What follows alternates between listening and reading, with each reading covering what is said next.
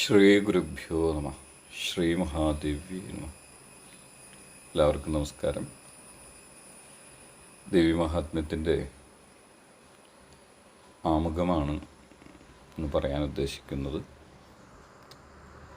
അതെല്ലാവർക്കും നമസ്കാരം. നമ്മൾ ദേവി മഹാത്മ്യം അഥവാ ദുർഗാ സപ്തശതി അല്ലെങ്കിൽ ചണ്ഡി സപ്തശതി അല്ലെങ്കിൽ ചണ്ഡി എന്നീ നാമങ്ങളിലൊക്കെയാണ് അറിയപ്പെടുന്നത്. കേരളത്തിൽ പൊതുവെ ദേവി മഹാത്മ്യം എന്നാണ് അറിയുക. വടക്കോട്ട് പോയാൽ ദുർഗാ സപ്തശതീനും ചണ്ഡീന്നൊക്കെയാണ് ഇതേ ഗ്രന്ഥത്തിനെ അറിയപ്പെടുന്നത്. അപ്പോൾ ഇതിൻ്റെ ഒരു പാരായണം തെറ്റുകൂടാതെ സാമാന്യ അർത്ഥം മനസ്സിലാക്കിക്കൊണ്ടുള്ള ഒരു പാരായണം അഥവാ ഈ ഗ്രന്ഥത്തെ നമ്മൾ കുറച്ച് ഗൗരവമായി പഠിക്കാൻ ഉദ്ദേശിക്കുകയാണ്. അധികം നമ്മൾ ഉദ്ദേശിക്കുന്ന ഒരു 10 ശ്ലോകം വെച്ച് ദിവസവും പാരായണം ചെയ്ത് അതിൻ്റെ അർത്ഥസഹിതം ഗ്രൂപ്പിലിടും. നമ്മളത് ആ 10 ശ്ലോകത്തെ ഇപ്പോൾ പഠിക്കാന്ന് വെച്ചിട്ടുണ്ടെങ്കിൽ അത് തെറ്റുകൂടാതെ ആ 10 ശ്ലോകം പാരായണം ചെയ്യുക. അങ്ങനെയാണ് നമ്മളിപ്പോൾ ഉദ്ദേശിച്ചിരിക്കുന്നത്. ഇപ്പോൾ ഈ ഗ്രന്ഥത്തിൻ്റെ പാരായണത്തിൻ്റെ നിയമങ്ങളോ മറ്റു കാര്യങ്ങളോ ഒന്നും നമ്മളിപ്പോൾ നോക്കണ്ട. ഇപ്പോൾ പഠിക്കുന്ന സമയത്ത് തെറ്റുകൂടാതെ വായിക്കാനായിട്ട് ആദ്യം പഠിക്കുക. ഒപ്പം ഒരു സാമാന്യ അർത്ഥവും മനസ്സിലാക്കുക. അടുത്ത ഘട്ടത്തിലാണ് നമ്മളതിൻ്റെ നിയമത്തോടു കൂടി കൃത്യമായിട്ട് പാരായണം ചെയ്യുകയും അതിൻ്റെ മന്ത്ര അർത്ഥതലങ്ങളിലേക്ക് കടക്കുകയും ചെയ്യേണ്ടതുള്ളൂ. ഇപ്പോൾ ശ്രദ്ധയോടും ഭക്തിയോടും കൂടി നമ്മൾ ആ 10 ശ്ലോകങ്ങളെ വെച്ച് തെറ്റുകൂടാതെ വായിച്ചു കൊണ്ടിരിക്കുക. അത് നിർദ്ദേശം ഉണ്ടാവും. ആ നിർദ്ദേശാനുസരണം ചെയ്താൽ മതി. അപ്പം ദേവി മഹാത്മ്യം ആദ്യമായിട്ട് നമുക്ക് നോക്കേണ്ടത് എന്തിനു വേണ്ടിയിട്ടാണ് ഇത് ചെയ്യുന്നത് എന്നുള്ളതാണ് അല്ലേ. ഇതുകൊണ്ട് എന്താണ് നേട്ടം, അല്ലെങ്കിൽ എന്താണ് കിട്ടുക? സ്വാഭാവികമായിട്ടാണ് ഒരു ചോദ്യമാണത്. സാധാരണ നമ്മൾ എന്ത് ചെയ്യുമ്പോഴും നമുക്ക് എന്ത് കിട്ടും എന്നുള്ളതാണ്. അപ്പോൾ എന്ത് കിട്ടും എന്ന് ചോദിച്ചാൽ എന്താണ് വേണ്ടത് അതൊക്കെ കിട്ടും. സാധാരണ ഒരു ആളെ സംബന്ധിച്ച് നിങ്ങൾക്ക് എന്താണ് വേണ്ടത് അത് കിട്ടും. അതിനിപ്പോൾ നമ്മൾ എന്താണ് അതിന് ഉപോത്ബലകമായിട്ട് നമുക്ക് പറയാനുള്ളത്? ഇത് അനുവർത്തിച്ചു വന്ന മുൻപുള്ളവരുടെ അനുഭവം, അല്ലെങ്കിൽ മുൻപ് ഇത് ചെയ്തിരുന്നവർക്ക് അവരുടെ ജീവിതത്തിൽ വന്ന മാറ്റങ്ങൾ. നമ്മൾ ദേവി മഹാത്മ്യം പഠിക്കുന്ന സമയത്ത് തന്നെ നമുക്കത് മനസ്സിലാവും. പ്രത്യേകിച്ച് അതിന് എടുത്തു പറയേണ്ട കാര്യമൊന്നുമില്ല. എന്നാലും ആചാര്യന്മാർ പറഞ്ഞിരിക്കുന്നത് ജീവിതത്തിൽ നേരിടേണ്ടി വരുന്ന എല്ലാ ആപത്തുകളിൽ നിന്നും രക്ഷപ്പെടാൻ ഈ ഗ്രന്ഥം കയ്യിലുണ്ടായാൽ മതി എന്ന് മാത്രം പറഞ്ഞിരിക്കുന്നു.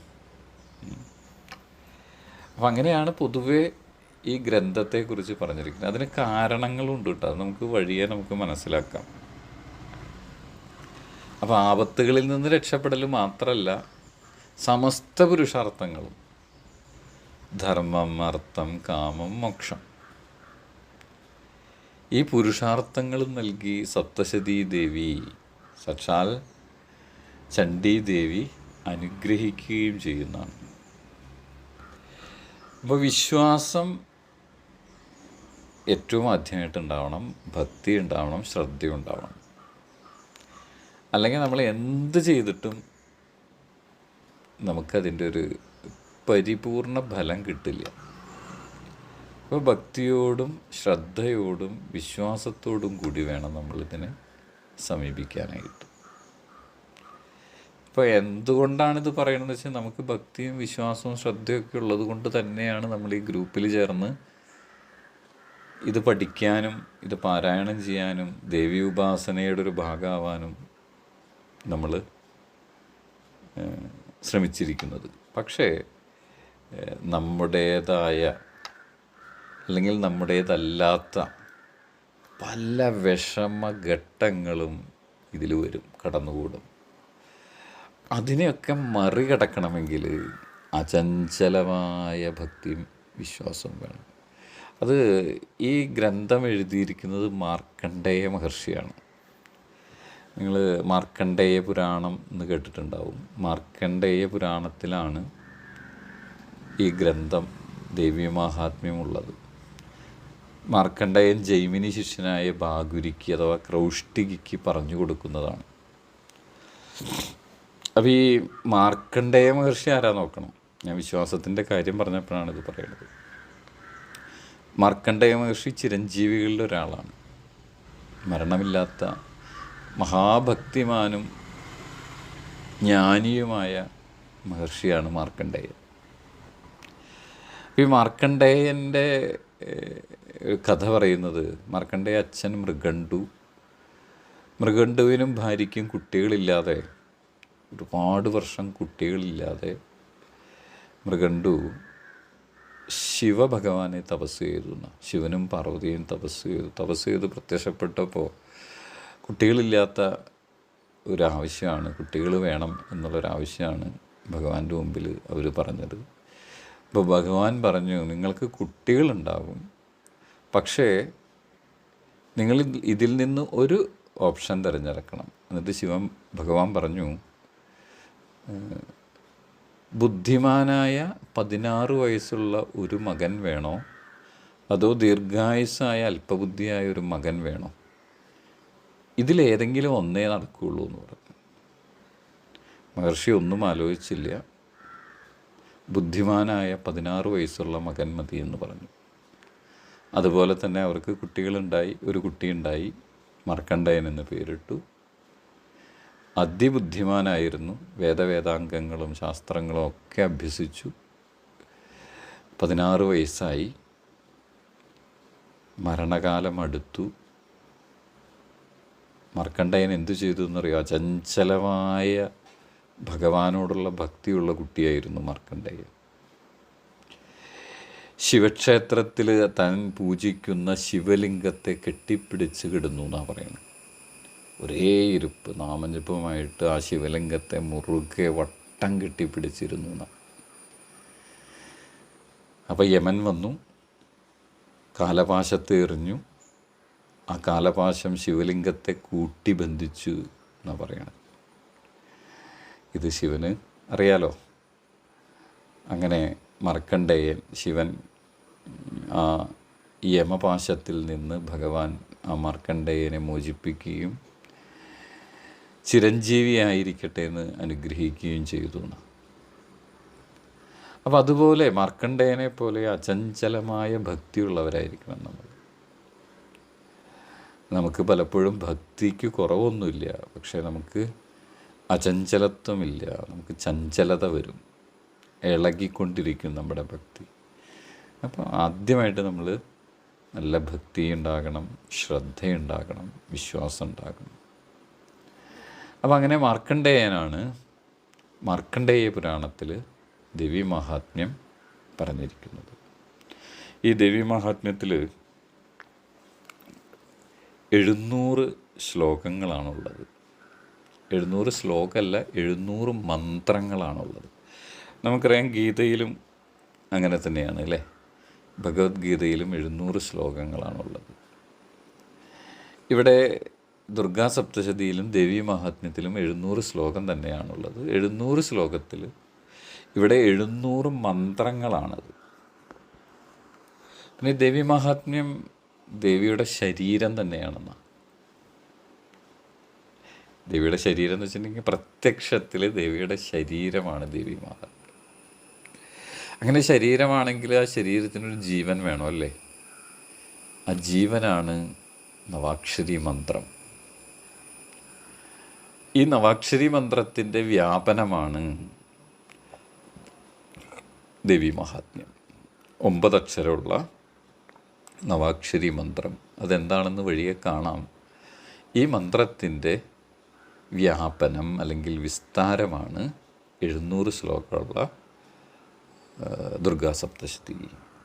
ഇപ്പം നമുക്ക് രാമായണം, മഹാഭാരതം, ഭാഗവതമൊക്കെ ഉണ്ട് അല്ലേ. അപ്പോൾ ഈ രാമായണം എന്ന് പറയുന്നത് ശ്രീരാമമന്ത്രത്തിൻ്റെ വികസിതമായൊരു രൂപമാണെന്ന്. അതുപോലെ ഭാഗവതം മഹാവിഷ്ണുവിൻ്റെ അല്ലെങ്കിൽ നാരായണ മന്ത്രത്തിൻ്റെ വികസിതമായൊരു രൂപമാണ്. അതുപോലെ ലളിതാ സഹസ്രനാമവും ലളിതോപാഖ്യാനവും ലളിതാ ത്രിശതിയും ഒക്കെ ശ്രീവിദ്യാമന്ത്രത്തിൻ്റെ വികസിതമായ അല്ലെങ്കിൽ വിസ്തൃതമായ രൂപമാണെന്ന്. അതുപോലെ തന്നെയാണ് ഈ നവാക്ഷരി മന്ത്രത്തിൻ്റെ വിസ്തൃതമായൊരു രൂപമാണ് ദുർഗാസപ്തശതി. അപ്പോൾ കൂടുതൽ ഈ സ്തോത്രങ്ങളും അതേപോലെ തന്നെയുള്ള കൃതികളുമൊക്കെ കൂടുതൽ അതിൽ പൂർണ്ണമായിട്ടും എല്ലാ ഗ്രന്ഥത്തിലും മന്ത്രങ്ങളെ ഉൾക്കൊള്ളിച്ചിട്ടുണ്ട്. സാധാരണക്കാർ അറിയാതെ തന്നെ ഭഗവാനോടോ ദേവിയോടോ അവരുപാസിക്കുന്ന ദേവതയോടോ അടുക്കുന്നതിനായിട്ട് ഈ സ്തോത്രകൃതികളെ പാരായണം ചെയ്താൽ മതി. അത് ആചാര്യന്മാർ പറഞ്ഞിരിക്കുന്നത് എങ്ങനെയാണെന്ന് വെച്ചാൽ, നമ്മൾ കൊച്ചു കുട്ടികൾക്ക് മരുന്ന് കൊടുക്കുമ്പോൾ കുട്ടികൾക്ക് മരുന്ന് കഴിക്കാൻ വിമുഖത കാണിക്കുകയാണെങ്കിൽ നമ്മളത് വല്ല മധുരത്തിൽ ചേർത്ത് കൊടുക്കൂല്ലേ. ഒന്നുകിൽ പഴത്തിൻ്റെ ഉള്ളിലോ അല്ലെങ്കിൽ മധുരപലഹാരത്തിൻ്റെ ഉള്ളിലോ ഒക്കെ വെച്ച് ഈ മരുന്നിനെ കൊടുക്കും.